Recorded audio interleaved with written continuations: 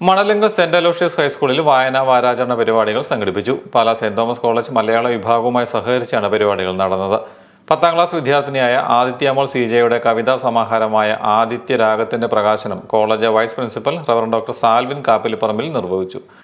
കാഴ്ചകളേറെ തുടിക്കും ഈ ഭൂമിയിൽ കാഴ്ചകളില്ലാതെ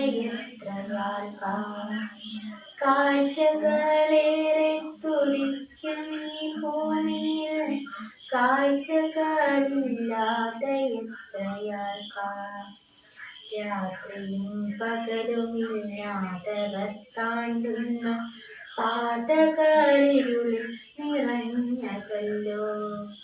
രാത്രിയും പകലുമില്ലാതവർ താണ്ടുന്ന പാതകളിരുളിൽ നിറഞ്ഞതല്ലോ.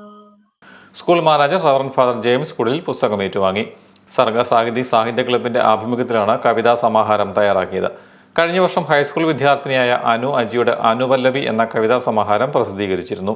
പല സെന്റ് തോമസ് കോളേജിലെ അധ്യാപകരും അനധ്യാപകരും വിദ്യാർത്ഥികളും ചേർന്ന് സമാഹരിച്ച 400ഓളം പുസ്തകങ്ങൾ സ്കൂൾ ലൈബ്രറിക്ക് കൈമാറി. Headmaster Joji Thomas, programme coordinator Priya K Joy, മലയാള വിഭാഗം അധ്യക്ഷൻ ഡോക്ടർ സോജൻ പുല്ലാട്ട തുടങ്ങിയവർ പ്രസംഗിച്ചു.